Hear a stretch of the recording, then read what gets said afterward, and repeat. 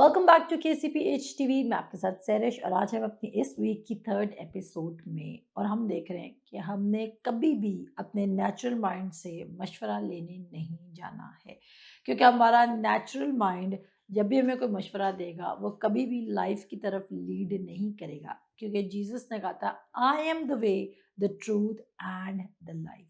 सिर्फ जीसस वे है, the truth है एंड द लाइफ है। जब भी आप देखें, मैंने क्या बोला, लाइफ के लिए जीसस के पास जाना है, ट्रूथ के लिए जीसस के पास जाना है और वे के लिए भी जीसस के पास जाना है। यू कैन नॉट कैलकुलेट, आप अपने माइंड से कैलकुलेट करके चीज़ों को रिसीव नहीं कर सकते।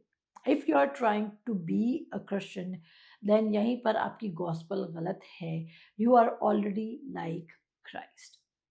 और हम इफिशियंस में पढ़ कर रहे हैं कि वो कहता है कि तुम गैर कौमों की तरह ब्लाइंडेड मत बनो, क्योंकि वो नहीं जानते, वो टोटल कार्नल हैं, बट आप कार्नल नहीं हैं। रोमन्स 8 कहता है अब तुम रूहानी हो, और जो कहता है कि मैं रूहानी नहीं हूँ वो मसीह का नहीं है, क्योंकि मसीह का रूह उसके अंदर नहीं है।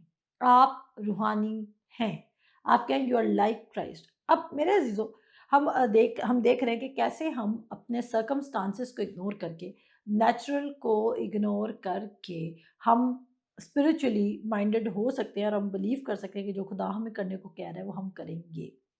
और मैंने कहा ज़रूरी नहीं कि जो खुदा आपको करने को कह रहा है उस टाइम आपको फीलिंग आएगी या उस टाइम आपको कोई बड़ी ज़ोरदार धमाकेदार आवाज़ आएगी और आप कहेंगे oh it was very easy इसका यकीन करना।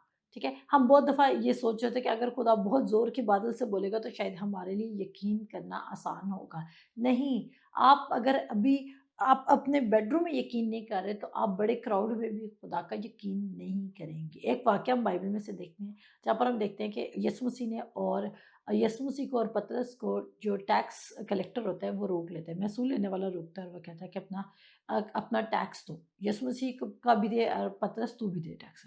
अब अब उसको टैक्स पे करना है और यीशु मसीह से कहता है कि पतरस तूने क्या करना है। वो यीशु मसीह पतरस को एक काम करने को कह रहा है जो उसकी नेचुरल एबिलिटी, स्किल और टैलेंट के टोटल अगेंस्ट है। और वो क्या काम है? वो उसको कहता है जा बंसी डाल और पहली मछली जो पकड़ी जाएगी उसका मुंह खोल और उसमें से सिक्का निकाल के ला। वो तेरा टैक्स भी पे कर देगी और मेरा टैक्स भी पे कर देगी। अब वो क्या करता है? वो क्या यीशु की बात को ऑनर करता है? क्या वो एक सीजन्ड फिशर मैन नहीं? अगर इस वक्त खुदा आपको कुछ ऐसा करने को कहे जो आपको लगता है ये सिर्फ नेचुरल में पॉसिबल नहीं है कि आप करेंगे। अब अगर खुदा आपको, समझे, नेचुरल सिचुएशन है, आपका बिल पे होना है, आप अपने बिल के लिए सिर्फ यही बिलीव करें कि when you will do the job, जब आप जॉब करेंगे, जब आप कमाएंगे, जब आपके घर में 4 लोग कमाएंगे, ओनली देन एंड देन आपके घर के खर्चे पूरे हो सकते हैं। अगर मसीह यीशु को कबूल करने के बाद हमारे खर्चों का भी बर्डन हम पर है, हमारी बीमारियों का भी बर्डन हम पर है, हमारी कंडेमिनेशन का भी बर्डन हम पर है, तो फॉर व्हाट यूज़ हमने क्राइस्ट को एक्सेप्ट किया? मैं तो कुछ मसीह लोगों से सवाल करती हूँ कि आपने फिर मसीह यीशु को कबूल ही किया, अगर उसको कबूल करने के बाद भी आपकी ज़िंदगी इतनी ही टफ है। There should be a clear evidence. जब आपने खुदा यीशु मसीह को कबूल कर लिया तो आपने नई इंसानियत में चलना है। There should be clear evidence कि आपने खुदा यीशु मसीह को कबूल किया है। और अगर एविडेंस एकदम से आपके हालात चेंज नहीं हो रहे, शायद आपकी रिपोर्ट चेंज नहीं हो रही, पर एक चीज़ ज़रूर चेंज होगी, आपका पीस का लेवल चेंज हो जाएगा और आप अनसर्टेन पोजीशंस पर या अनसर्टेन सिनेरियोज में या अनसर्टेन सिचुएशंस में आप सर्टन होंगे, आप स्टेडी होंगे, आप विदाउट शेकिंग एंड मूविंग खड़े होंगे। क्या वैसा चाहते हैं? यस। तो उसके लिए क्या करना होगा? वो इस तरह नहीं आएगा जब तक आप अपने ऊपर ही सोचते रहेंगे कि मैंने अपने आप को कैसे फिक्स करना है। और क्रिश्चियन लाइफ में जब आप बोथ वर्ड पढ़ते हैं तो you start finding the versus जो आपको फिक्स करें। आप वो वर्सेस ढूंढने लग जाते हैं जो आपको फिक्स करें। आपको वो वर्सेस ढूंढनी है जो आपको श्योर अश्योरेंस दे कि आपका ओल्ड मैन डेड हो चुका है, आप न्यू क्रिएशन हैं, यू आर लाइक क्राइस्ट। अब वहां पे पतरस का रिएक्शन क्या, थोड़ा सा पढ़ेंगे इसको। और जब कफरनहूम में आए तो नमस्कार लेने वालों से पतरस से पास आकर कहा, तुम्हारा उस्ताद नमस्कार नहीं देता?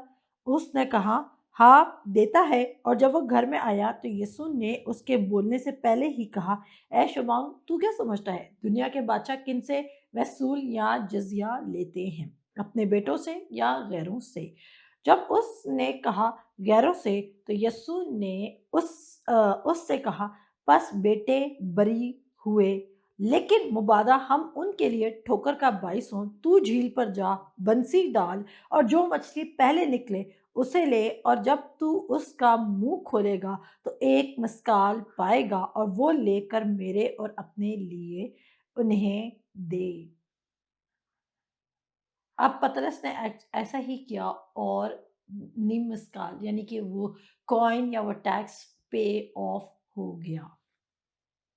कैसे? क्या आपको लगता यीशु मसीह ने बिल्कुल उसको अननेचुरल इंस्ट्रक्शंस दी थी? अगर आज आपको खुदा अननेचुरल काम करने को कह रहा है, आप डिस्टर्ब हो जाएंगे।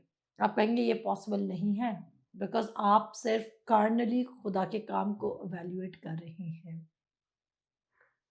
और कार्नल एवेल्युएशन की वजह से आप खुदा की गुडनेस में मूव नहीं कर रहे, खुदा की हेवनली बरकत में मूव नहीं कर रहे, सुपर नेचुरल में मूव नहीं कर रहे हैं, क्योंकि आप यू आर थिंकिंग कि यस खुदा कर सकता है। आप अगर मैं आपसे पूछूं या आपके अराउंड किसी से पूछूं कि क्या खुदा ये काम आपकी ज़िंदगी के लिए कर सकता है, आप कहेंगे हाँ कर सकता है। पर आपका भी सवाल उस आदमी की तरह है जिसके बेटे के अंदर बदबू थी कि क्या तू हमारी मदद कर सकता है?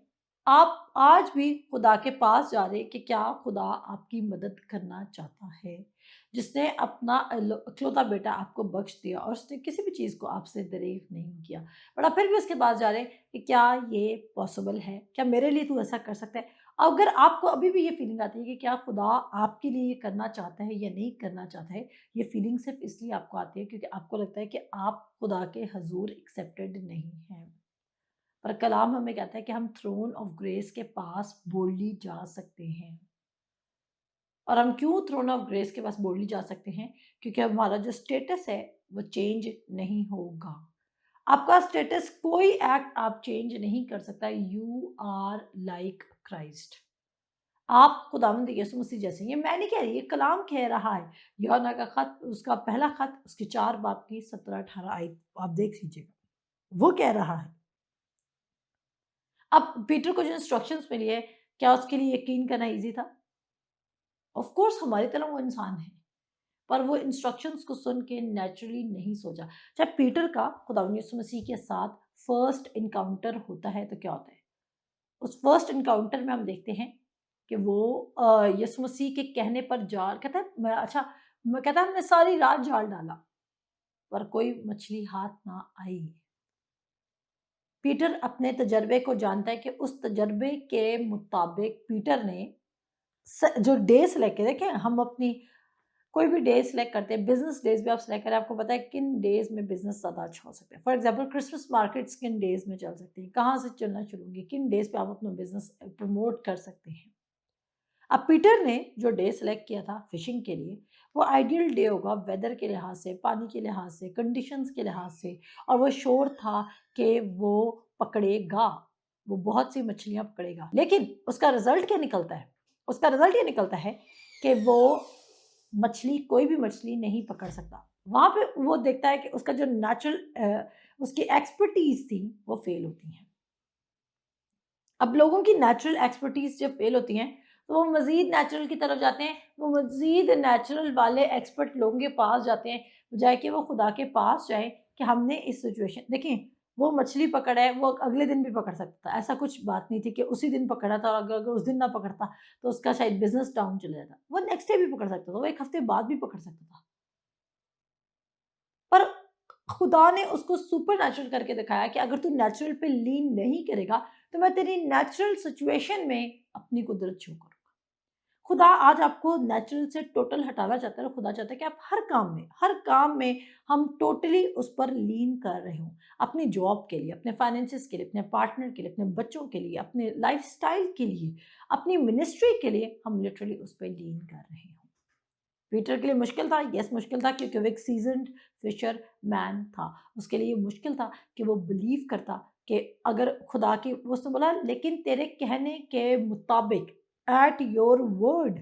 उसने किस पे ऐड किया था? उसने खुदा के वर्ड पर ऐड किया था। जब आप खुदा के वर्ड पर ऐड करेंगे तो वर्ड काम करेगा। You don't have to worry, आपको परेशान नहीं होना वर्ड काम करेगा या नहीं काम करेगा, बिकॉज़ मैंने कहा वर्ड खुदा है और खुदा हमेशा ट्रू है और ट्रूथ आपकी ज़िंदगी में काम करेगा। अब क्यों हम अपने नेचुरल माइंड को रिफ्यूज़ कर रहे हैं? क्योंकि नेचुरल माइंड हमें एक्सेस नहीं दे रहा स्पिरिचुअल रियलम का। स्पिरिचुअल रियलम को एक्सेस करने के लिए हमें अपने नेचुरल माइंड को क्लोज़ करना होगा और हमें उसको स्पिरिचुअल माइंड बनाना होगा। आपका माइंड स्पिरिचुअल कैसे बनेगा? आप अपनी अक्ल की रूहानी हालत में नए कैसे बनेंगे? जब आप अपने नए इंसान को पहनेंगे, आप बिलीव करेंगे कि आप नए मखलूक हैं। मैंने कहा ये डेली बेसिस का है कि जैसे जिस मोमेंट शैतान आपको आके कहे कि तू क्राइस्ट जैसा नहीं है बिकॉज़ तूने अभी बदतमीज़ी की, आप उसको रिमाइंड करेंगे, आप उसको बोलेंगे मैं क्राइस्ट जैसा हूँ। आप उठेंगे, बैठेंगे, आप बोलेंगे मैं क्राइस्ट जैसा हूँ। आपने क्राइस्ट जैसा बनना नहीं है और देन आप क्राइस्ट जैसा सक्सेस देखेंगे। चाहे हार्श सिचुएशंस हो, आपको पता है जब आप सोच रहे थे कि आप क्राइस्ट जैसे नहीं हैं, एनिमी आपको मज़ीद आपके चैलेंजेस में इज़ाफ़ा कर देते हैं। वो कहता है अगर तू क्राइस्ट जैसा था, अभी तू दुआ करता और अगला बंदा हील्ड हो जाता। क्योंकि वो आपको रिज़ल्ट कॉन्शियस बना रहा है। वो कहता है अगर ये होता तो ये रिज़ल्ट नज़र आता। ये नहीं है इसलिए रिज़ल्ट नज़र नहीं आया। पर अगर आपकी ज़िंदगी में कोई रिज़ल्ट नज़र भी नहीं आ रहा, even then you are like Christ. आप क्राइस्ट जैसे हैं। आपका ओल्ड मैन जो डेड हो चुका, उसका जो माइंडसेट है उसको रिन्यू होने में टाइम लगेगा। But it's not like that कि आप क्राइस्ट जैसे नहीं हैं। मैंने कहा इस टीचिंग से जो सबसे पहली चीज़ आपके अंदर ऐड होनी चाहिए वो पीस ज़रूर ऐड होना चाहिए कि जो आप इतना सारा सोच रहे हैं ना कि what else you need to change in your life, all you have to do is change your mind. अक्ल नहीं हो जाने से सूरत बदलते जाओ। मिलते हैं आपसे नेक्स्ट एपिसोड में। खुदा हाफ़िज़।